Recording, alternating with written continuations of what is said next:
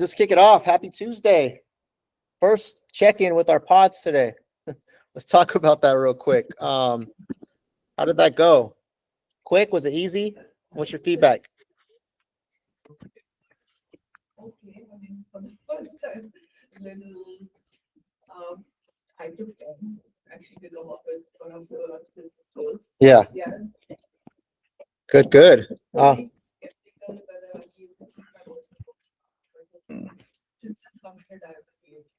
Yeah, that's the point of the pod, guys. So just a quick little feedback. And just I want to reiterate first, the whole goal of our growth pods is just to have small groups where you can just check in, set some goals for the week, and then be able to hold each other accountable in a positive way. That's all it is, right? There's no right or wrong, or your goal should be like mine. Everyone has their individual goals of what they're trying to do. And I would just encourage you guys to set goals that are realistic for the week, right? So whether it's built around, for business wise, if it's built around your calls or your appointments or a client you're working with or a certain maybe training you're trying to do, or you're trying to get your buyer presentation, those are all things that are tangible that you can knock out within the next 7 days. And then personal, obviously, just make it your own, right? Something that you want to accomplish in the next week. So it doesn't have to be big, but you can start somewhere and build off it and push yourself, right? And so today's first round of the pod was just kind of the intro, right? All right, this is our group. This is how we're running it. Why are you here? What are you trying to accomplish? These are my goals. And then next week, it's going to be now checking in on the goals that you set, right? And so just a reminder to make sure there's someone that's moderating. It doesn't have to be the same person each time, right? You guys can switch off, but whoever's moderating, your job is to just make sure that it's moving along. It's not turning into a coaching session, right? Yeah. We're sticking to the script, in the format, and it's just quick and easy, quick check-in, right? Because you guys know how it is. Sometimes we start talking and then we're talking about something else, and then now it's a coaching training, and that's not what it's meant for, right? So just keep that in mind, guys. Yeah, it was nice to hear, guys. This is the first one. I got to eavesdrop on the ladies right here, and it was nice because you also get to know each other, right? You get familiar with each other, and it's neat so that you guys can build that bond. And then outside of this pod, you can set up other type of trainings that you may need. It's a good way to kind of just really connect. Yeah, absolutely.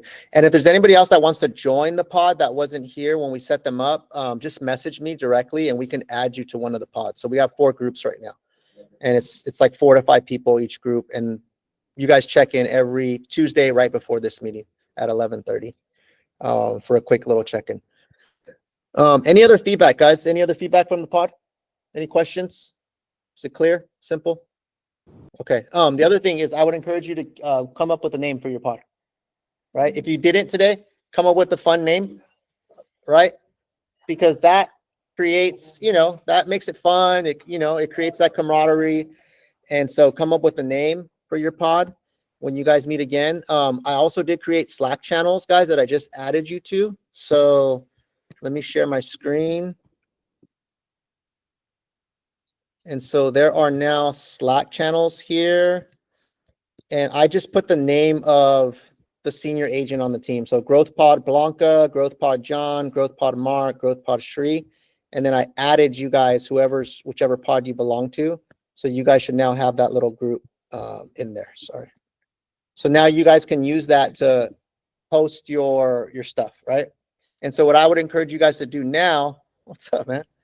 Good to see you. Is go in there and list your commitments, right? Because what's going to happen is sometimes we forget, oh, what did I say? What did I commit to on that call? So if everyone can take a minute now, go into your Slack channel and just write down what your 3 commitments were, your 2 business commitments and your 1 personal, so that it's logged there. And then you guys can reference that back on the next check-in. So let's take like a quick minute to do that. And then we got our own channels. Is that what you? No, I created channels for you guys. You guys created a channel too? Yeah, I didn't get anything. we created it last He week. just did. I just did it right now, right before the meeting. Oh, okay. Is everyone already in it? Okay, so I just named it right now. I put Growth Pod, and it has a senior agent's name. So Growth Pod Blanca, Growth Pod John, Growth Pod Mark, Growth Pod Shri. Do me a favor, use this one because I'm in the pod. So then if I have to go in there and give instructions or anything, I'll be able to see it. If you create it on your own, I won't be able to see yours. You see what I mean?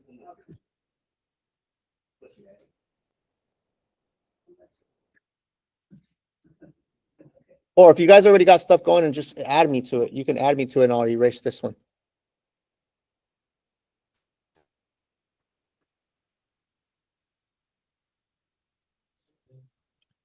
Okay, so I'm gonna just go ahead and check these.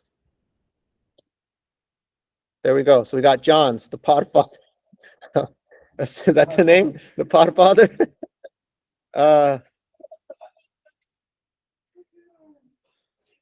Hayden has dropped his goals in there. John's commitments on there. Okay. Jose just dropped something in his group there. I see V dropping some stuff in there.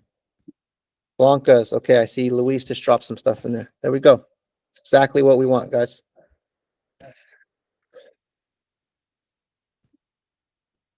And this is going to be like the first iteration of this, right? So as we start to do this more and more, we'll tweak it and we'll make it better. But what I don't want, guys, is I don't want this to be a drag. Like, oh, it's another thing I got to do. That's why we're trying to just keep it really simple. Maximum 5 minutes each person and move on. Get in, get out, right? Okay, perfect. That's why it's no more than 30 minutes. I think you guys got done like in 20 minutes, huh? Yeah. So if you can get done in 15 or 20 minutes, more power to you, right? And then next week, the other thing is as we check in and we're looking at people's progress, that's your time to, root for them, cheer them on. If someone set, their 3 goals for the week and they hit all 3, like give them some props, right? Give them their flowers, praise them, good job, stuff like that. Give them that good energy. If someone didn't do it, right, then there's a series of questions that you ask, right? There's no judgment. No, it's just data, right? It's just recognizing what worked, what didn't work. What do you want to do this week? Do we want to tweak it? What can we do better? That's all it is, right? So, it's not meant to put anybody down or make anybody feel bad about not hitting it because there will be weeks where you don't hit yours. That's just part of life, right? All right. Any questions, guys, before we move on? All right. Anybody have any positive focus they want to share today? What are you feeling good about this past week? Business-wise, personal, any shout outs you'd like to give to anybody on the team? Raise your hand, unmute yourself. Don't be shy. I want to shout out Denicio. Denicio and Steve, Denicio just closed his first deal with us. Let's go. Let's go. Dionisio, can you tune in, bro? I can't see you. Right Can you here, hear right us? here. Yeah, I can hear you guys. So yeah, Let's we go. closed yesterday. Yeah, it was a long one, 45-day close, but we made it happen.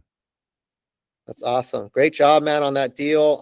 I want to know really quick, 100% financing. Wow. Okay. How do you feel and what did you learn? What stood out to you from this deal? What did you learn that you can share with the rest of us? Oh, that's a great question. I just learned to be patient through the process.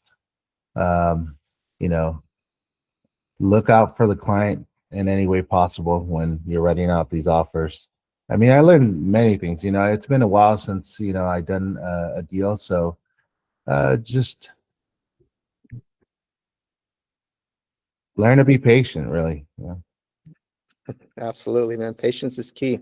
Dionisio used to be in the business before, then he took a step away and now he's getting back. So this is a big milestone for you, right? This is your first deal you're closing from getting back in, right? Yep.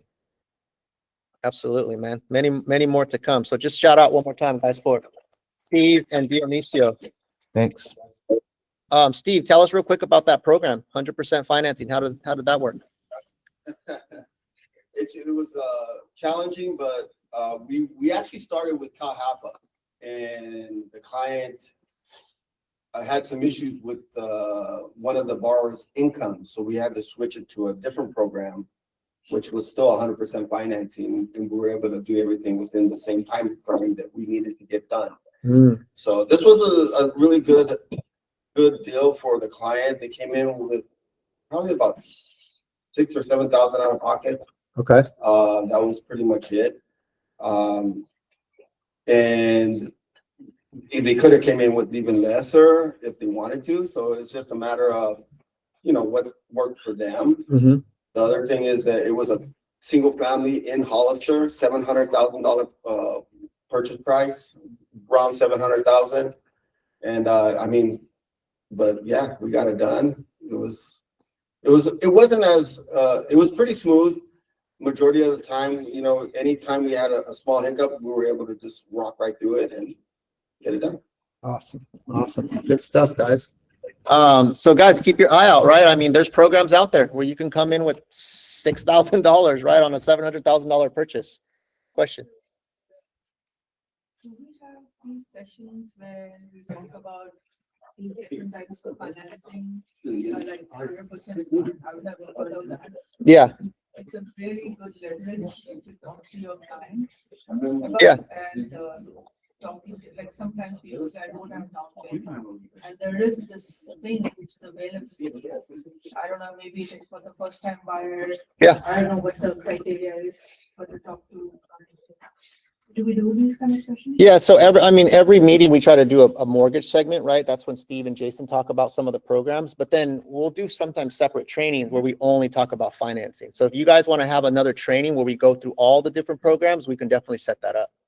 Or you can also book a one-on-one with myself, David, or Steve. Like if you have, if you want more information, but yeah, we can definitely host a training. We've done that before. Yeah. But if you want a one-on-one on, we can definitely do that as well. I really have that for you. But yeah, there's definitely a lot of programs. That's why even when we're coaching you guys on the marketing side of it, there's always a solution, right? Let's get the loan professional, the loan officer in front of the client to see if we can find a solution. Yeah. Just to, respond to that as well. I mean, keep in mind, this client was in our pipeline for a little while. With a couple other agents prior to that. And we've been working with them, on and off. The key was to this client is that he wanted a specific target payment, and everything. So my point was what I'm trying to get at is get the clients in front of us. So that way we can then start working with them, strategize with them, because that's the difference between just a person that's going to give them a rate and payment versus really work with them and put them in a good situation to buy what they really want. Yeah. So, and then we're going to give them more options and more avenues of where to go. Sometimes they don't know where to go or what to do or how to do it, or even if they ever thought about buying in a different area. But once they start seeing payment, value, what it's going to take, sacrifice, all these things matter, but you cannot show that to them if you don't get them on a consultation. Yeah. And so what I would do, guys, just to keep it simple, is remember, you don't have to be the expert, right? You just have to be the one that connects the dots. So when you're out there talking to people or you're marketing yourself, just let people know, hey, we have all kinds of programs, right? From very little down payment to no down payment to, competing with banks and stuff like that. Healthy credit scores, lower credit scores, self-employed.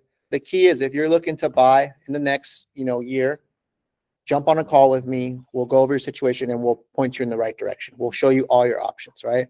So always push it to some sort of phone call or discovery call or a consultation. And then that's when you leverage the lender, obviously, right? But don't think you have to be the expert. That's mainly what I want to reiterate, right? Because you want to stay in your lane, so to say, because you don't want to start talking about things that you don't know about, and then that kind of gets you in trouble, right? Yeah. So leverage these guys. They'll jump on calls with you. They'll jump on consults with you. Right? One other thing, I'm going to mention this. Yeah. Make them feel that pain. And what I mean by that is a lot of my agents will talk to them and find out how much are you paying the rent and how long have you been renting. You'll be surprised what they realize once you do the calculations. If they've been renting for 10 years, paying over $3,000 a month, do the math. Yeah. That is painful to realize how much money they spent on rent that they didn't get any benefit from it. Yeah. That's what makes them go to that next step. Yeah. So that leads to a piece of content you could do, right? Like, why not do a video or something where you take an average rent here in the Silicon Valley? Hey guys, if you've been paying $4,500 in rent for the last 5 years or 8 years, this is how much you've paid. That could have gone towards your down payment. And then this is how much equity you could have earned in that time, right? Like the calculators are on there. If you just type that in online, you can show someone this is how much your property would have appreciated or how much return on investment you would have gotten, right? So those are great segments to do to kind of plant the seed with people. Yeah, no, one other thing I just want to add before we get off this topic with Enrique, I know that they mentioned that the price was 700,000 for a single family residence in Hollister. So I want to make sure everyone's aware of that. The other thing is I know George right now is looking to put a buyer in contract. I believe it's like around 650 or 680 in a single family residence in Hollister. Yeah. Right. So just keep that in mind too, guys, that like Steve's saying, like if people cannot afford here, you may need to expand their search to outside areas, right? Where you can still get a single family residence, brand new build for, less than 700,000. Yeah. That's huge, guys. Lots of opportunity out there. Okay, let's keep it moving, guys. So, I mentioned yesterday on our notes or here in Slack that we got a couple of things that we're going to focus on. So we have our Zillow Flex rep. He's going to be jumping on probably about like 15 minutes or so. We have a new rep now that's taking over. And so he's really trying to spark some initiatives to get us to produce more with Zillow. Just looking at our numbers with Zillow, we're like barely performing, guys, just to keep it real, right? These last, 6 months or so have been a little challenging, just because it's been harder to get deals. And we also have a lot of newer agents who are ramping up on Zillow Flex. So it does take some time to get ramped up. And so we really need to step it up on the Zillow Flex. And I know if we focus on it, right, it'll happen, right? So we're going to start making some initiatives to, get us to perform more. One of the things that we're going to do is every other Tuesday meeting, we're going to have a segment on Zillow, right? Before we used to have a separate Zillow Flex meeting, but what we don't want to do is add more meetings. So we're trying to keep everything within the meetings that we already have. And so every other meeting, we will focus on Zillow and just kind of going over our performance, best practices, showing, who's doing good on certain areas, what our metrics are, what our goals are, and stuff like that. And so it'll be really, really, data driven, on those ones to really just focus on performance, so look out for that, guys. And then another thing that we're going to be probably implementing is the shifts on the calls, right? What we're seeing, and Jason, you might want to be able to expand more on this because you track this more, but just talk about what we're seeing on that. What we've done in the past, guys, is we had one team on and one team off during each week. So we'd rotate it weekly. And what we're noticing is that if we do that during that week, you're completely focused. If you're team A and you're on this week, you're from Monday to Sunday, you're completely focused and ready to receive those opportunities, those incoming calls, right? And team B, well, at that time, they're either following up with their previous Zillow opportunity or they're out there showing property or able to actually host an open house during that time. So it seems to make it more, less anxiety, I feel, for the agent, where they're worried about if they're going to answer this call. They know that if they're on or off, right? So we're going to be switching back to that. And in regards to Zillow, yeah, we're definitely need to step up, and we're going to be doing the shifts. We're going to be doing the alternating every other week, focusing on the numbers. But I think what you have to look at is what's in your control as an agent, right? And the first thing that I would really focus on is looking at your leads and making sure they're in the correct state. Right. A lot of times you guys get messages from me all the time where you guys are leaving leads like in the lead stage or, just spoke with client and you actually have showing homes. So I would say to take ownership immediately as an agent, look at your pipeline, because you're not just affecting your score, guys, you're affecting our whole team score. Right. So look at your pipeline and make sure that all your clients are in the correct stage. Yeah. Right? That's something you can start doing immediately. Right. Because it also trickles into other parts of our business, right? Like we have our ISAs helping you guys follow up, but they're also calling based off the stage. So if the stage is incorrect, they're not knowing who to call, right? It's not accurate, right? Because we have smart lists that they follow up with. So the ISAs are a tool to help kind of fill in some of those gaps on leads that need to be followed up with. But for example, if your lead says showing homes, and you're no longer showing them homes and it's more of a nurture, the ISA won't call that one because it says showing homes, because it doesn't appear in their smart list, right? Versus if it said nurture or attempted contact, they know, hey, let me try to follow up and let me try to help out this agent, right? So it's important that everyone's kind of doing their job and staging everything properly and putting notes in the system so that the whole team the machine can work more effectively, right? So just keep that in mind, guys. I would say it needs to be a mandatory practice where once a week you're going through all your leads and you're updating stages and updating notes, right? Yeah, not even just for Zillow, for all. Yeah, for everything, right? And that's the other thing is the more that we focus on creating these systems and standards with Zillow, that's going to trickle into how you do everything, where all your leads, whether it's an open house lead, a SOI, anything like that, right? So that I like that we're going to start going back to this because I think it's just going to have a domino effect on all the other leads that we have in the system, right? But think to yourself, like, if I had to dedicate an hour to just cleaning up my pipeline, what day of the week would that be and what hour would that be, right? Where okay, I probably have a little downtime during this time, or I know, like, if I just block this out on my calendar and I use that time to clean my pipeline up, I know it'll get done, right? For some of you guys, that might be on Monday mornings. For some of you guys, Mondays aren't good because you're catching up from the weekend. For some of you guys, it might be Fridays. I don't know. Just by a quick little poll, right? Just throw out what's a day and time you think you can fit in like an hour to clean up your pipeline. What would you say? Sunday? Okay. Early Monday? Monday afternoon? Any day? All right. What about some of you guys? What's a good day? Monday morning? Fridays? Okay, those of you guys online, drop something in the chat, guys. What's a good day? If you had to just think at the top of your head, what's a day that I know I can squeeze in some downtime? Sunday night, Mondays, right? And so what I would encourage you to do now is go in your calendar and block that time out, right? Block that time out. Follow up boss cleanup or lead cleanup or whatever, CRM cleanup time, whatever that time is, and make an appointment with yourself. And it's a repeating appointment every single week. And that's your time to work on your business, right? And what I would say with that though, guys, that's like a double check, right? Because when you're working on your business, it's very, very easily for you to go from met to showing homes, right? It literally takes 2 seconds. So I want us to understand that we want the main practice to be immediate. Now, if you're going to take, like Enrique saying, an hour on that Monday morning to make sure everything's nice and cleaned up, totally understand. But if you want to make sure you're making that a habit of doing it all the time, because after you go show a home, you grab your phone, you change it to showing homes.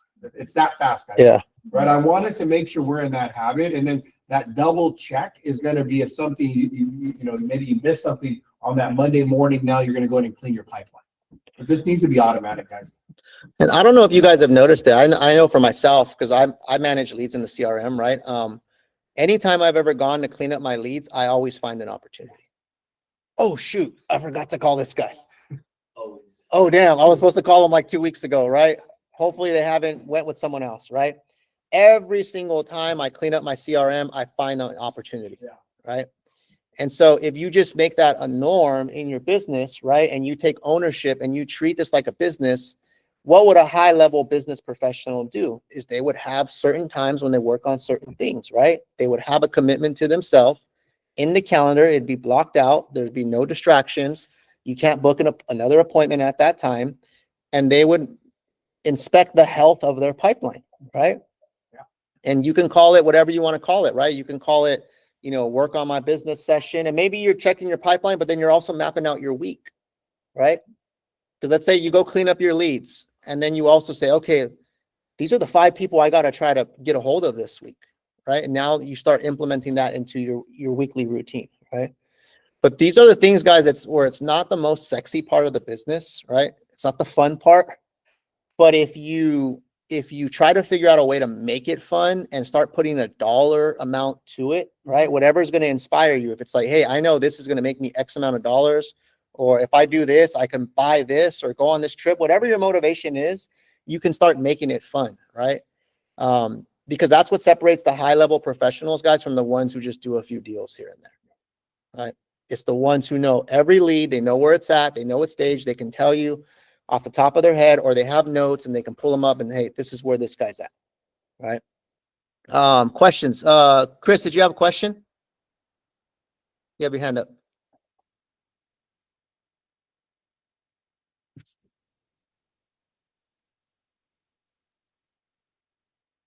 Okay. No worries. Okay, a couple more things, guys, before our Zillow rep jumps on. Said 12:35. Yeah, it's about 9 minutes. So just going through some of the numbers, guys, like we normally do during the week.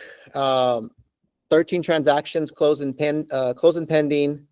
That's 10 closed, 3 pending. We have 5 active listings, and we have 8 listings that are coming soon. So far for this month, guys, 3 listings that were signed, 1 deal that's pending, and then I think we have another one, right? Yeah, we have one more from Chris. One more. Yesterday, and then we should have one more for George. Okay, so there might be another like 2 that are going to be added to that by the end of today, which will put us at around 6 deals or so. So we definitely got to keep pushing, guys, for this month, right? I really would like to see us hit 15 deals this month between signed listings and deals that are pending. And I think we definitely can. We're starting to see more people come out, right? Is anybody feeling it? Is anybody seeing more people inquiring, more properties? Like the market is starting to heat up. It's starting to open up right now, right? So I feel like it's a little bit of a slow start, but we're ready to just like pop off right now. And so that means we got to continue to push, guys. We need to be sending those messages to our clients that now is a great time, right? Now is a great time to start planning your home sale, right? Or now is a great time to get in before more people get in, right? That should be the message that I would be saying to everybody that you come in contact with, so that you can try to drive some production, right? And really set your first quarter up. And we could see it following the inventory, guys. If we look at the inventory, like we normally track, today we're at 851 SFRs. Last week we're at 784. The week before, you can see a few weeks back, we're at 542. Today we're at 851. So every week, guys, the amount of inventory is going up little by little. And this is just Santa Clara County, single family homes. Townhouses and condos just hit 700. We were at under 500 a few weeks back, right? And so the inventory is going up as it normally does. By next month, it's going to be even higher, right? And so now is the time to really get in front of those people, revisit the people who put things on hold, push the people who are on the fence. Hey, let's just go take a look at some homes. Or, hey, someone that wants to sell, hey, why don't we do a walkthrough of your home and give you some ideas, where the market's at. But you need to start offering these things to people, right? Because we can't just expect them to come to us, right? So make sure you're having those conversations. If you look at this 6 weeks ago, there's 542. Looking at clients that wanted to hold off because there wasn't enough inventory. Right now, you can kind of let them know what's going on. That inventory, there's more opportunity now. Yeah, right? Absolutely. The pendings are going up too, right? 6 weeks ago, there was 287. Now we're at 474 for single families, 177 for townhouse and condo 6 weeks ago, 327, right? So the number of deals going in contract is going up. So the market's moving in the right direction, guys, the direction that we want it to move in. Leads are coming in. We're seeing them there. We just got to capitalize right now, right? The sold is less because it's trails from a few months back, right? It trails from whatever was available a few months ago. And so this is what sold in the last 30 days, right? That means it closed escrow, but then it might have went into contract 30 days before that, right? When the inventory was a lot lower. So you're going to slowly see this number. It kind of went down and then it'll start to come up. And the timeline for the active versus pending and sold is different. That could be another reason that the numbers are off. Yeah. So it's 6 weeks, and this is last 30 days. Exactly. Right. Okay. So let's see, what else do we got? Anything else on the mortgage stuff that we want to touch on? I know the rates that you posted, it seems like they're. I mean, the rates, we're definitely getting rates in the 5s. I think it's just making sure your client revisits the numbers, right? Understanding what their purchasing power is. Steve went over, there's that, 100% financing out there. We have that with certain products, but there's also that, what is it? The California, what's the grant they have? what is it? Dream for all. Dream for all, right? So I sent Sri some literature on that. So if you guys want literature on that as well. But to me, that, you know, that's a lottery, guys. Not a lot of people get accepted for that, but it's a great way to definitely advertise to kind of bring buyers to the table. So if you want, I can send you some information about the Dream for All. But I also want to, I let my agents know the truth that majority, you know, we took maybe 100 applications last year, 0 of them won the lottery, right? So it's very rare, but it's a great opportunity to at least advertise it, get in front of the clients and see if we have other products that may fit their needs. You know, if you need an aggressive close, you know, we can close in 15, 17 days, close of escrow. So just, you know, just consult with us when you guys are writing your offer. And then we, you know, again, leverage us to also reach out to the listing agent. I know I was going to be doing that for reach out when she's getting ready to write. Just remember, you guys have us, you know, as a partner, guys. I think it's important to use both sides because, again, from you as a real estate agent, you guys have the opportunity to show property. We have the opportunity to do the financing with the client to see if it makes sense. Yeah, and your strategy is going to be key, guys. Depending on where the property is at, right? Our last training that we did last week, if you weren't here for it, it was a really good training that we did last Thursday, right? On how to get your offer accepted in different situations, in a competitive situation versus a non-competitive, because that's what we're seeing, right? It's kind of a mixed bag depending on what area you're offering in. But if you didn't see that training, guys, I highly suggest you watch the replay of it. I know James, our marketing coordinator, sends it out to everybody. But your strategy is going to be different depending if you're going up against other offers or if you're not going up against other offers. So 2 things that you can do is watch the training. And then the other thing is get in touch with us if you're going to write any sort of offer, right? Even if like Blanca, how many times do you hit me up when you're going to meet with the client or write an offer, right? And Blanca is one of our top agents in our whole office, right? But even till this day, hey, can I pick your brain? Hey, I'm doing this. What do you think?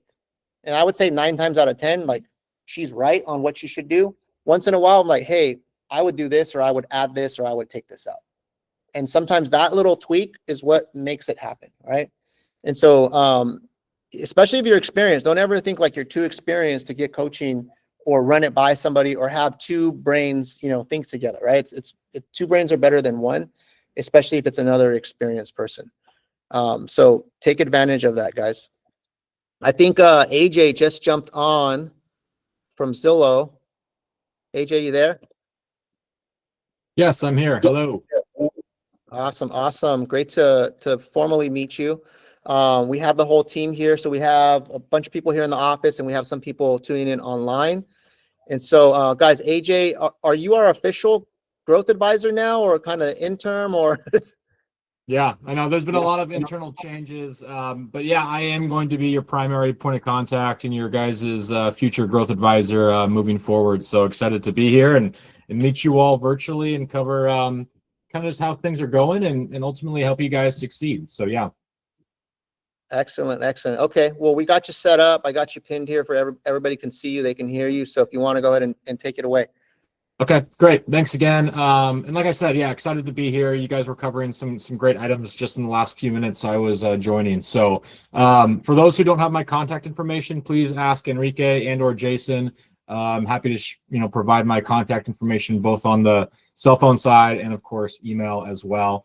That way, if you ever want to speak to me offline, one-on-one about anything individually that you are dealing with, struggling with overcoming certain objections, anything with your reports or snags you're running into, I'm here to help. Some backstory on myself. I've been at Zillow for 12 years, working with a handful of our large teams in market-based pricing for the last 11 or so years, helping them scale, grow, convert at a level where it made sense for them to transition into what used to be called Flex. Now it's, of course, called Preferred. Decided to make the jump myself and start working with our Flex partners back in July of last year, working with a handful of the large teams in Sacramento specifically. And then with some internal changes earlier this year, people moving, leaving, et cetera, I've been tasked with working with a handful of partners and teams out and around the Bay, San Jose, still a few in Sacramento, and then a few more local to me. I'm in Seattle, Washington. or just south of Seattle, which is where Zillow's headquarters actually is, if you didn't know that.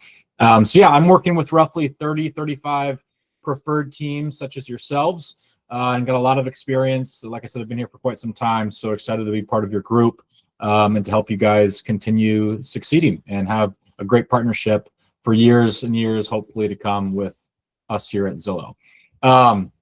Okay, that's me in a nutshell. I got some things to cover. I want to kind of share with you and be very transparent on like where do we stand as a group, what's our target for the month of February, and where we stand, kind of what pipeline looks like. Of course, I'm here to answer questions as well. Talk a little bit about ZHL, opportunities I see on that front. I want to share some wins I see across your team.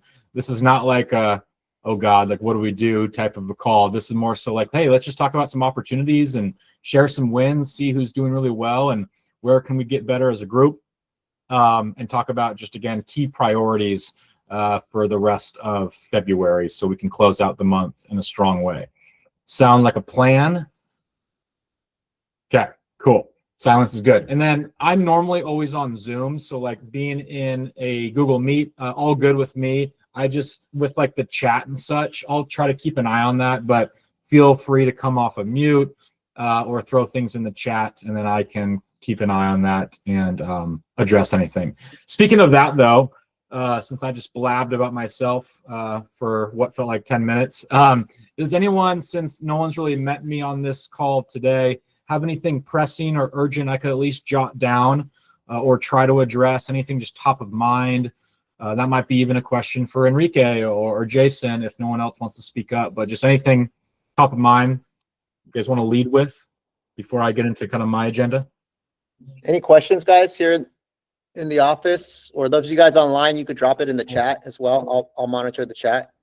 Hey, Asif here, and I know we've spoken about this in the past, but lead release, I know they're duds, right? And there's nothing I can do with them. I cannot seem to unassign it from Zillow. I have to get a second person involved who can release it from Zillow. I can only release it from Follow Up Boss. So is this regarding reassigning of a lead?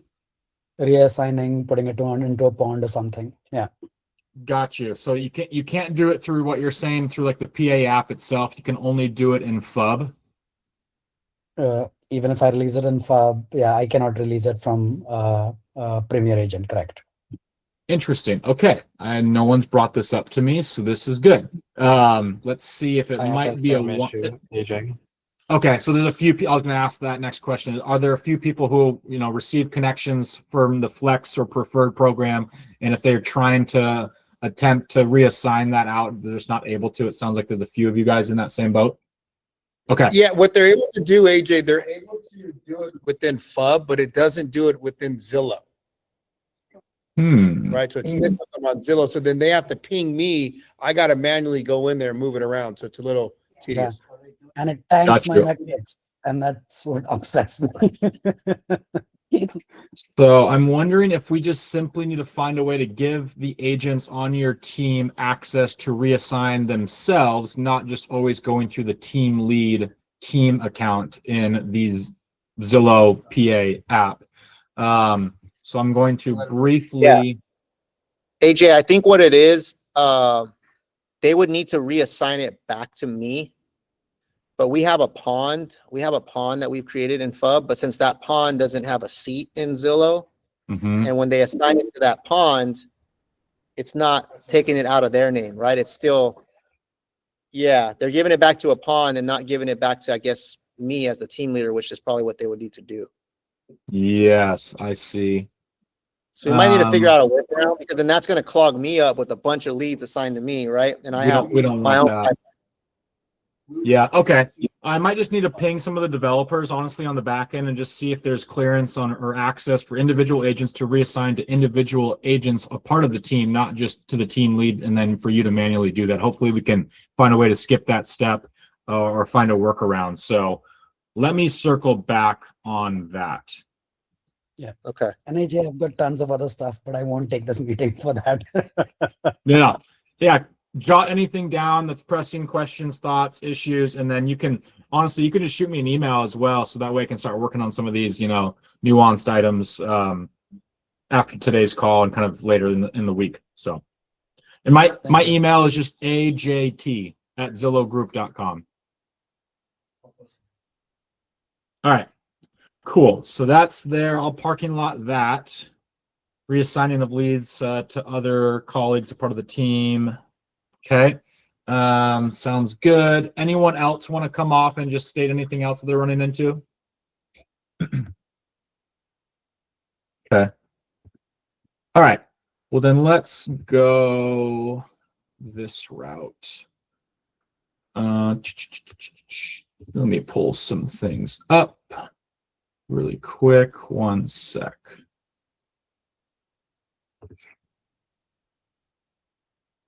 Okay, so again, like the idea of today's call was simply just to be very open, transparent, brainstorm together. Like I said, share kind of where we stand. Again, since I know and work with a handful of these other teams in and around the greater San Jose market, I know what they're doing well and where they're struggling.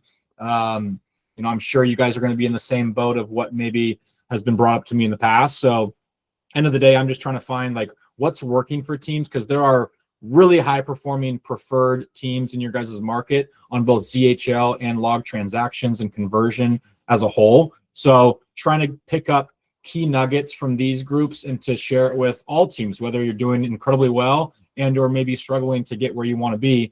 The idea here is to help you guys all perform at a really high level. So then we can start ideally opening a lot of doors for you in terms of more buyer connections, seller connections. We always want more seller lead opportunities, but just ultimately we want you guys to hit your goals and make a lot of money and partner with us at a really high level. So that's kind of my goal on kind of this intro call. So I'm going to share my screen. Let's see if I believe this one will do the trick. Can you guys see my screen? Yep.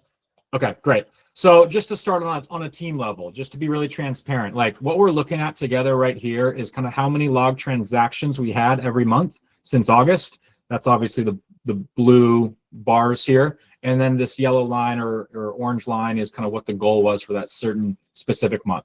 We can see kind of how we're attaining our goal. So where do we stand with a last 6 month target goal of 18 transactions from flex connections or preferred connections, and where do we sit as of today with 13 logged? So yeah, right now we're pacing at 72% attainment to our last 6 month target.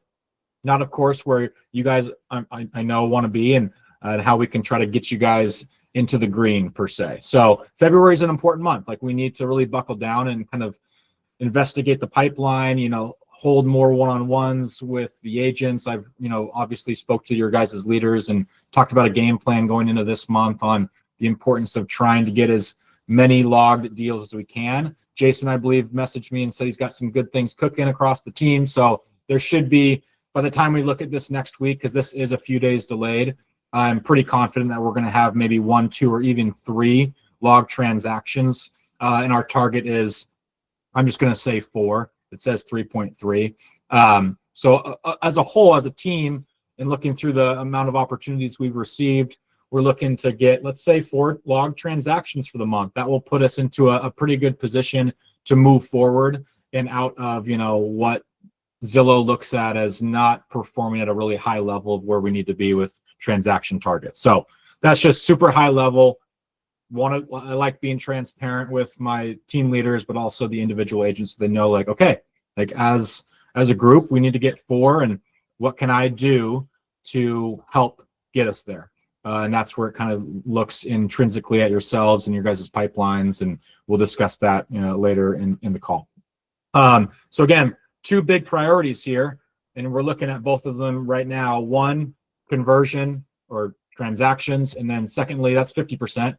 The other 50% is ZHL pre-approvals, getting and teeing up good opportunities for the LOs that are a part of your team in ZHL to get soft credit pulls and thus get pre-approvals. And and up to them, obviously, to go out and win that business and get funded loans. That's the end all be all goal, of course, is that integrated transaction, a one-stop shop. But again, it's a two-way street. So the LOs need to do their job to win over that business. You're not performance managed on that, but getting pre-approvals and to get quality transfers and tee-ups for these folks are important. And you can see under here, again, kind of what our target was with getting, 1 or 2 pre-approvals per month. We've gotten a couple over the last 3-4 months, but we're still below what our target is. We have exceeded our target for February. That being said, you can see if the month was to end right now, we'd be at 5%. A goal, minimum benchmark goal is we want to get 10% of your connections pre-approved. So it's super important for us to get a few more transfers sent over and to get hopefully a few more pre-approvals by end of month. I know a few of you guys have leaned into like Ben Carney and Dan Emerson. Seems like those are kind of your go-to guys. And of course, there's a several LOs in the drop down that you have options to connect with. But I wanted to ask and just open it up to the floor, especially those who have gotten the couple pre-approvals across the team. I believe with Ben Carney, how has your experience been with working with someone like Ben or Dan, especially again for the agents who have gotten those transfers and gotten the pre-approvals? Does anyone want to come off mute and share about any of their wins they've had? Anyone want to chime in, guys? Any experience that you've had with the LOs? I mean, good or bad, guys. This is a transparent meeting right here, right? So I think, yeah, and this is what I'm off mute now, AJ. I think it's a good time, guys, because I've had one-on-ones with you guys. I've heard it from you guys, and then I filter it back to AJ, right? And AJ's, being transparent with us, showing us our numbers, and obviously we're pushing ZHL, but it would help me out if you guys can give AJ some feedback on the experience. I'm not trying to put anyone out there, but your experience with ZHL, right? I mean, I know I spoke with Matt's not here right now, and there was an issue where they dropped the ball and the client ended up having to pull out a contract. So that didn't leave a good taste, AJ. There's been a handful of scenarios where it hasn't been the best. Again, I would like my agents to speak up, but I'll kind of say a general of what I have John will speak up, and you can see John's numbers. He's produced with us as well on Zillow. I only send them to Ben. I mean, he just happened to be the first person I picked out, so I figure build a relationship with one. And Sure. For the most part, it's great. I've only been with the team a little over a year, but I've been selling real estate for my 23rd year. And one of the things I was always taught from the beginning is when you recommend a lender, you recommend more than one, just so you can't be accused of steering or anything. And I recommend Ben, and then I have a couple others, that I kind of rotate through, which is fine. And normally everything goes well. I did have a client that went with another lender, and Ben kind of yelled at me a little bit. He's like, well, why do you go with them? And I'm like, not my job to close them for you. And then I told him, and the reason my client went with the other lender, Ben's fees, right off the bat, the stated fees is going to be like $22,000. And it was a $1.8 million home. So, I mean, it's not an outrageous amount. The other lender was at about $7,000. So the client went with that. Ben called the client up after he saw the text, because, he's on the text thread now through FUB. He's wanted to know why, and he called the client. The client's like, well, look at the fees. And Ben's like, well, I can match that.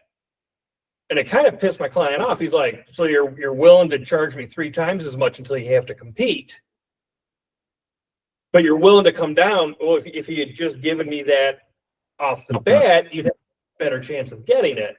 And I understand how the business works. I mean, everyone has margins. Everyone has a number they're trying to hit. But I was a little pissed that he was kind of giving me pushback for recommending more than one, and I'm just trying to cover my ass. And I'm like, pardon my language, but Yeah. Ben's great. I mean, but I was a little torqued. No, No, this is good feedback. I want to hear the good, bad, and ugly because I can, send those up Thank to the you. proper channels. And I want to know about what's working, what's not, especially in regards to, situations within specific LOs. And if it's not the right fit, like finding and introducing you guys different options, if that's the time. Not that I'm saying that is what you're saying, because Ben closes a ton of business. He gets a ton of transfers. He works with a lot of the San Jose preferred partners, and he's got a lot on his plate, and his approach can be different than others. And some people do really well with that, and some people, can struggle. So I appreciate you speaking up, and that's really good feedback for me. And I encourage you guys to explore just like what is the best practice? Like how has John or Matt, and I think there's a few of you, Mark, Patrick, that have gotten pre-approvals with, Dan and Ben. What has your experience been? How have you introduced them? I was on a call with another San Jose team, I believe yesterday, and kind of asking them what their process is. And they're like, for us, it's actually pretty straightforward.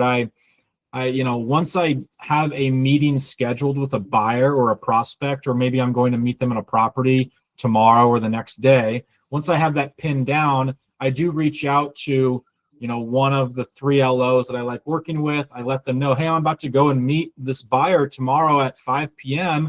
Can you just, put a little block in your calendar between 5 and 6 for me to actually call you when I'm with the buyer, put you on speakerphone, introduce yourself, give your spiel, set up an appointment with them. I want to be a part of that appointment in the following couple days to then talk through about the process of soft credit pull and getting obviously the pre-approval. But from there, you're right. Like the LO needs to go and do its job, his job or her job to go and win that business. And that's, if we lose business, and if the LOs are losing business based on rates or price or anything like that, like, yeah, they've told me like, we'll go fight for that. But at the end of the day, if they're getting a better deal somewhere else, like we should encourage that because that's what's best for the consumer. So anyways, that's just what some other teams are doing that are finding success with teeing up conversations for LOs, making everyone stay happy. And then you're check marking your KPI or key performance indicator, which again, it's simply just getting pre-approvals, right? That's what you're being held accountable towards, not actually getting funded loans. That's kind of what our goal is, but not really your necessarily needed goal. So anyways, appreciate that. There's a few other hands. And really Yes. quick, Go ahead. AJ, really quick. I mean, John has continued after that experience. He's continued to still send stuff to Ben, right? So he's still working. He's still, sending stuff over to see if he can remedy that situation. Austin, you're up, buddy. Hey, Asif here, right? We'll make this quick, right? And I'm sure you heard this a lot of times, right? Are you guys planning to do mobile homes ever, right? We get a considerable amount of mobile home leads. So remember, then that's not fair, right? You're expecting us to give you a percentage of the leads that we get into this thing, into pre-approvals. And if we're getting bulk of mobile home leads, we can send it your way. I mean, not fair. Yeah, no. I've definitely heard this and it's been brought up. They're in the works. I can't really speak. I gotta be careful here. They're in the works of a lot of things with offerings, programs, property types, and overall credit scores and such, and with rates and everything in between. They are working on being a lot more competitive and to provide more value and options and offerings for you to actually bring to your buyer connections. Because you're right, like that's tough, especially if, not to say that the bulk or all of the opportunities you've ever gotten have only been in that one category. But at the end of the day, it's like Zillow is saying, what? We want, the denominator of what your pre-approval target is with ZHL is 10% of the people that you move into a met with or better status. So, what's a better status than met with? Showing homes, writing offer, under contract, whatever. So met with or further down funnel. Let's say you have 10 of those folks. If we get one of those 10 pre-approved, there you go. That's 10%. You kind of just hit your quota, right? Now, do we want to just hit 10%? No. Like, what are other teams doing? They're 20, 25, 30%. That's what other teams in your same market who are getting very similar leads in the exact same zip codes as you guys, that's what they're accomplishing. So it's just finding a way to change our process or mindset a little bit. which I know you guys can get there because I'm looking at a list right now and I can send it to Enrique and Jason after the call. But I can see all of the agents on the team and I can see how many you have in a met with or better status that you have not transferred at all to ZHL. So like talk about low hanging fruit. Maybe we start there, like comb through, you know, Patrick, Luis, John, Antonio. Like I see a lot of people in a met with or further down funnel stage in FUB that maybe we could tee up for an LO to have a conversation with them. Because again, we as a group do need to push to get pre-approvals. That's half of the program that you're in, right? Getting pre-approvals and getting transactions. So I just think as a group, we need to just lean in a little bit more to that. Make sense? Yeah. Thank you. Okay. I think Richa had a question. Yeah. Hi AJ, this is Richa.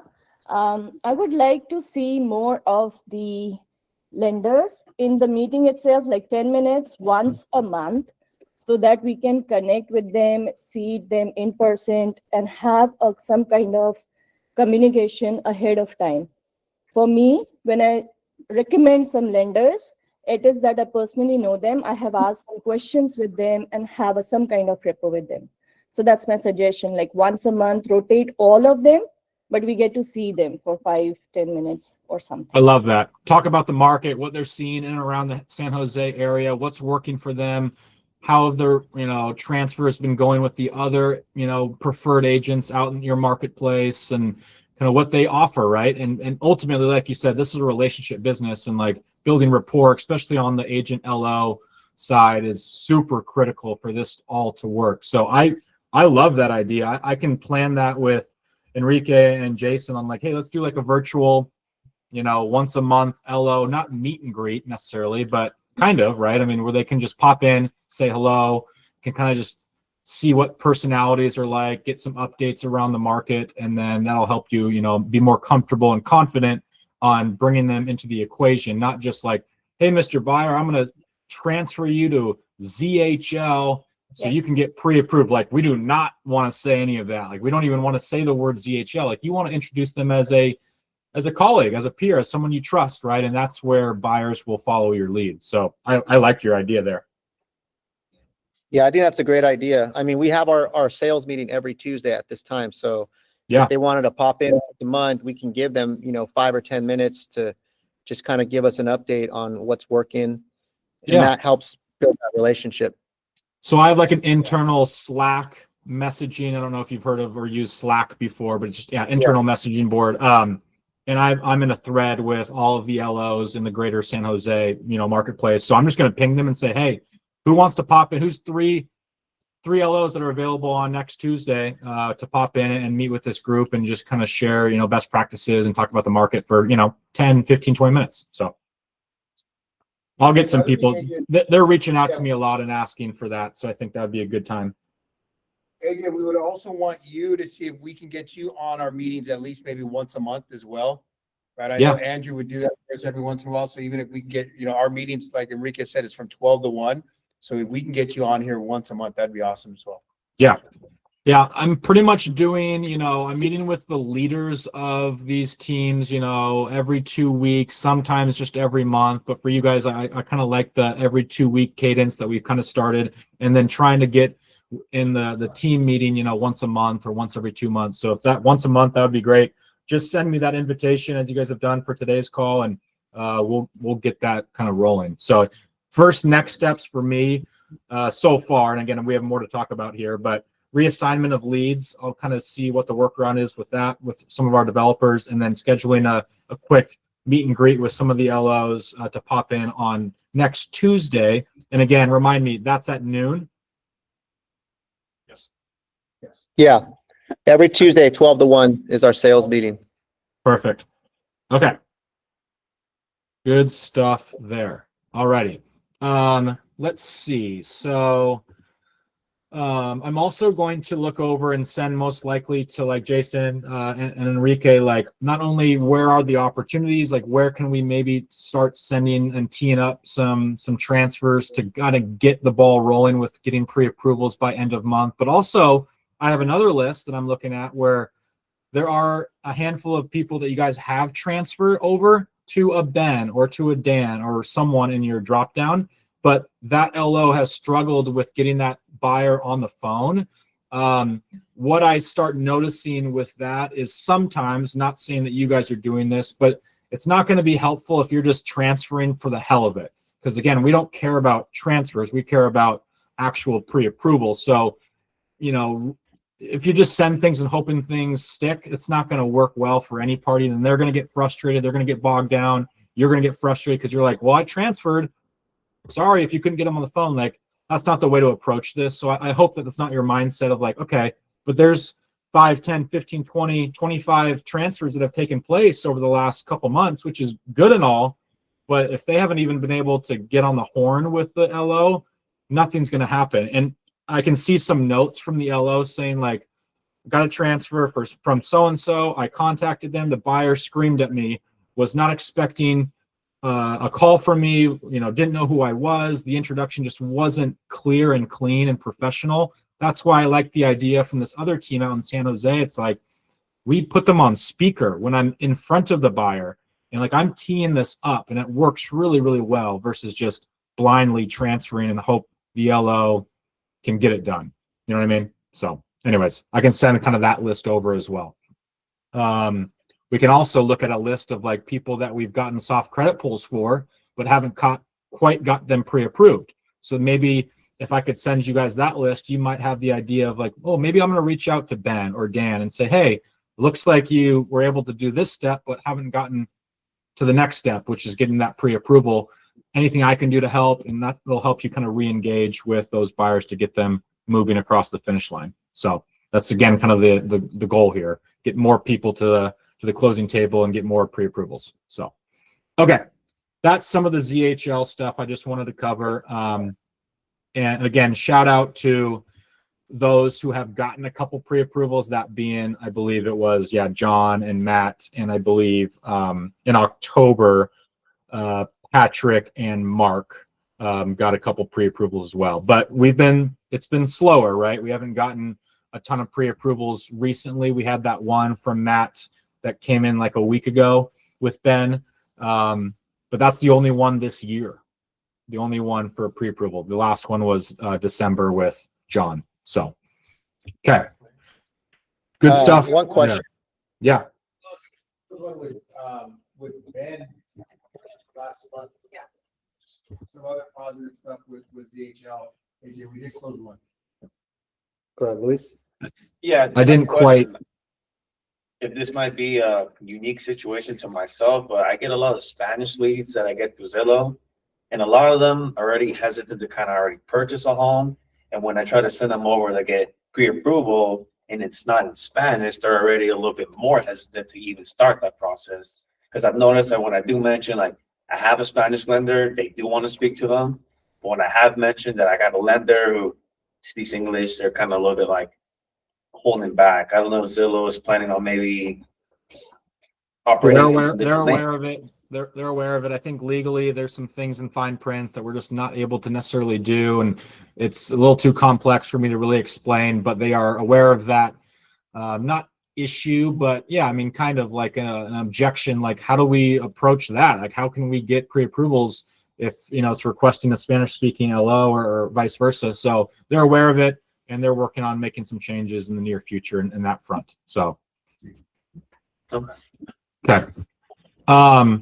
Let's move and shift gears a little bit from ZHL back to pipeline conversion, getting more in-person meetings, handshakes, which then leads, of course, to more shown properties, ideally, and thus will help us write more offers and to get more people across and logged at the finish line. So on the pipeline side of things, there's some good things I'm seeing. So first things I look at is, you know, I can see everyone in front of me, all the agents on the team. I can see how many connections you've each taken. I can see what your specific pickup rate is. You know, if your pickup rate is above 50, 60%, great. Like you're doing a pretty good job at, you know, answering, you know, when your phone rings. If you're sub 40%, that's cause for concern. That's where your leaders might have a conversation with you. And if your pickup rate really starts to dip below, like I said, 40%, you could expect Zillow to slowly, you know, not call you as frequently. If we see that you just don't really ever answer your call, why would we continue wanting to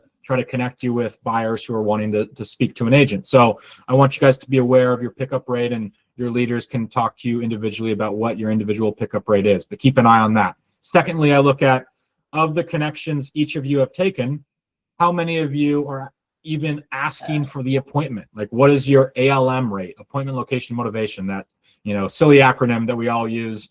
But that's important because we're looking at, are you even attempting to get a tentative appointment schedule? That should happen on almost every single call. There's a handful of you guys that have 100% ALM appointment rate on connections that you've taken. So I wanted to kind of share, that's incredible. And I wanted to call out, I might butcher your name. So is it Asif? Asif, yeah. Blanca, Chris, Mark, Matt, Rika, is it Megana? Yeah. Yeah, those are a few just call outs. Great work, all of you on the list that I just called out. When you guys take individually a connection call, you are asking for the appointment on every single one. You have a 100% ALM appointment rate. So that's great. That's what we should all strive to do. There is no one on the entire team that is below 70%. Zillow's goal is 80%. So no one's even below 70%, which is great work to show that, okay, like, you're, for the most part, this entire team is asking for the appointment. Now, who has actually in FUB then marked appointment set at the highest clip? So like, of the connections each of you have taken, how many went from new into Follow Up Boss to appointment set? What's your appointment rate in the contact statuses? Right now, Rika, Vikas, Chris, Pat, and Mark all have the highest appointment rates. So of the connections taken, how many of those actually got into an appointment set status in Follow Up Boss? Those are kind of the top performers in that group. Everyone else, and this could be, you know, I don't know if it's necessarily a skill set issue. Like, if we're really struggling to getting appointments, I think personally it might just be we're skipping steps, right? Like, we're not updating the statuses as well as we could and should.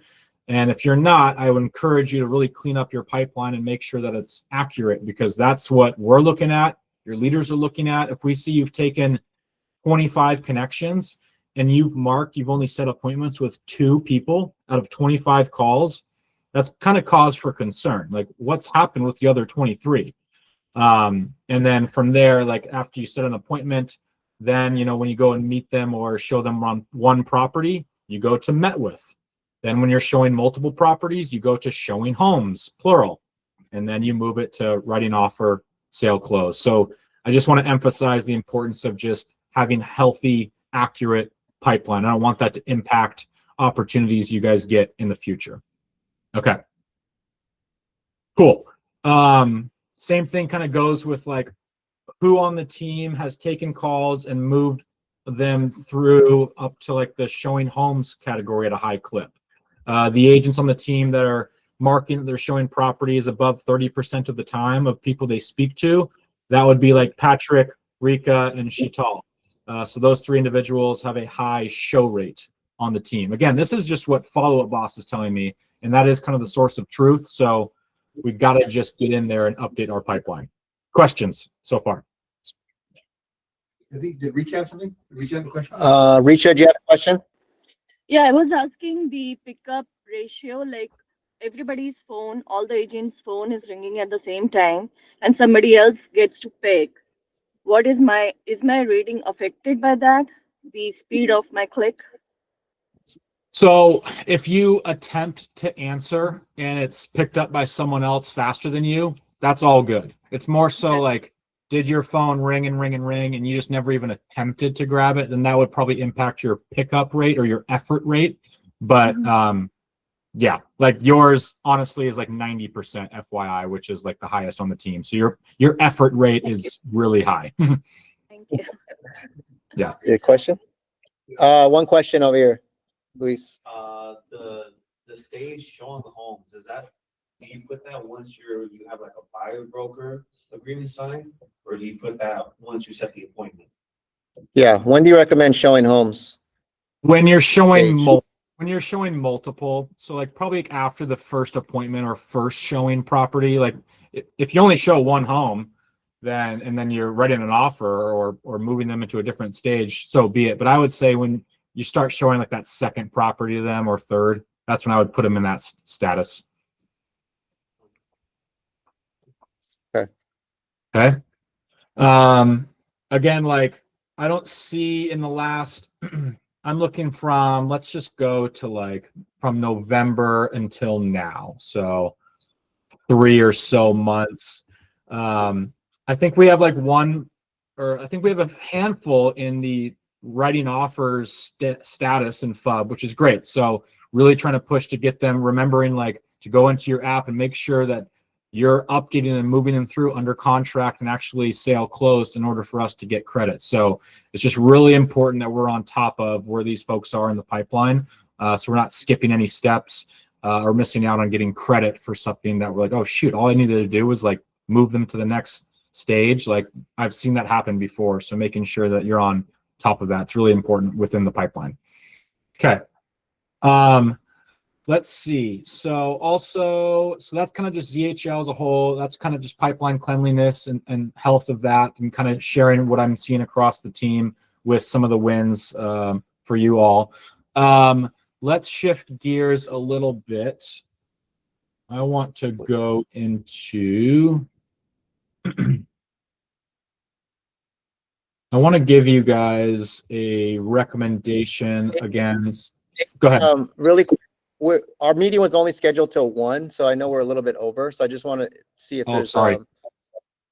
Just because they've been in another meeting before this meeting. I don't want to lose people. So no, I get it. And I want to be respectful of your guys' time too. So like I think we can call it for now. And again, like we have a lot of things that we want to do. We want to schedule a LO meet and greet. I want to join your guys' call once a month. I'm going to be meeting with Enrique and Jason on a pretty consistent basis to talk about just, where we stand as a group. So yeah, if you guys have to jump, I totally understand and want to, I'm cool with that. Does anyone have any other further questions before I kind of let you guys jump then?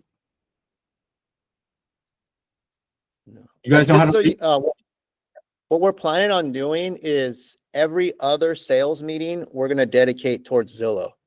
Okay. So probably the second half, we'll go through some of the housekeeping stuff. And then the second half is just going to be diving into the metrics and kind of what you're doing now. And so we just announced that today. It'll be every other Tuesday meeting. Perfect. So twice. Okay. So if you want to jump on one of those sessions too, those will be open as well. Yeah, if you don't mind just, forwarding me that like kind of link or calendar invite. So it's just on my calendar. That'd be fantastic. So again, guys, big priorities are just simply get more tee-ups and transfers over to ZHL. I'll bring some new faces in hopefully on Tuesday so you can meet some new folks, ask some questions. So that's priority 1. And priority 2 is just pipeline cleanliness, updating the contact statuses, re-engaging those folks because we got to get more transactions for the month. We need to hit target for this month. It's a big priority for you guys. Hitting target for transactions and pre-approvals. We got to just push for this month. So. Absolutely. Well, thank you, AJ. Appreciate you being on, guys. Let's give it up for AJ. Thanks, guys. Appreciate you guys. And nice to meet you all. All right. We'll be in touch soon. Thank you. Good question. Oh, all right, guys. I know we went a little bit over. I appreciate you guys' patience and hanging in there. Obviously there's a lot of stuff we got to work on, right? And real quick, agree. But in regards to our target, guys, we're there. We got a deal yesterday from Chris. We have another deal from George that's going in today or tomorrow. So what I'm looking at, obviously, we want to continue that momentum of getting people in contract, right? But I think the main thing what I'm looking at is that ZHL is getting that transfer over to people that you have in a met or better status, right? So to clean up everything that AJ's saying, right? He said a lot. To look at, hey, obviously, we're going to continue to get people in contract. Anyone that you have in a met or better status, see if you can transfer them over to the ZHL, right? Yeah. I don't know. Yeah. That make sure, like you said, it's a warm transfer, right? Because that's going to be the key to getting them to get pre-approved, right? All they care about is the pre-approvals. After that, if they can win the client or they can't, that's not in our control, but they at least want us to try to tee up the pre-approvals. And that's only going to happen if we let the client know, hey, this is our other lender. This is someone you got to talk to, get pre-approved with them. We have to follow through rather than just transferring kind of coldly. You know what I Yeah. mean? That's the And- main and- thing. And this, I sent out a video when you guys jumped on Zillow. I sent you guys a video of how to do the transfer. It's really simple. When you go to Follow Up Boss, you just select it. It's a drop-down menu. You put the notes in there. You tell the LO when to contact the lead. Right? So it's you can send out a three-way text too. right through Yeah. FUB. Through phone. Okay. It tags Ben and. Okay, yeah, so yeah. Yeah, I mean, it doesn't get much warmer than that. Okay. I mean, I got it. Hey, All right. and I want to thank John for also speaking up, guys. Again, because again, I meet with I meet with these guys every other week, and I get your guys' feedback. So I appreciate John stepping up and just giving the truth. Obviously, it's a partnership with Zillow, so we want to make it work. But the honesty and the feedback you can give us he can feed that back to his team as well. Yeah. Richa, you have a quick question? We're wrapping up. No, I have a quick question. Are they taking refinance also for the loans? Will that count No. or no? No, they're not. I already Refinance asked doesn't count. It's just for purchases. them. Just purchase. Okay, Yeah. okay. And are the rates competitive overall? Yeah. I mean, they all get their money from the same place, right? It's just how much they want to charge, right? So, yeah. Okay. Okay, Everything's thank you. negotiable, right? So if you have a scenario, just get it in there, and it's their job to try to compete for that rate, right? But yes, rates are, they're competitive. Every situation's different. What I heard so far was that we direct our clients to our in-house financing. If this is separate, like where they don't want to go with us and they want to go with Zillow, is that what it is? So for Zillow, for any leads that you get from Zillow, they want us to get 10% of those pre-approved with Zillow's lender, with the Zillow lending team. Yeah. Yeah. So they're saying, hey, if I give you guys 100 leads, at least 10 of them, send them to us for pre-approvals. They want a chance to earn that business, right? The client's not obligated to do the loan, but they at least want them to get pre-approved. And then they have to compete to see if they're the best situation. But then is this from the pool of clients, from all of us, or it's just my clients? 10% of that? Well, it's team wide. Yeah. Yeah, so they give us 100 leads as a team. 10% need to get pre-approved. And then how do we know individually, how do I know how much team has already done so that I do not send more than 10? I like that. I like that. Yeah, yeah. Don't worry about that. Just send them. We'll let you know when we hit the threshold. We haven't hit the threshold yet, so. Okay, guys, I want to wrap up because I know we're over, guys. I appreciate your patience. Let me know if you need anything. Let's go.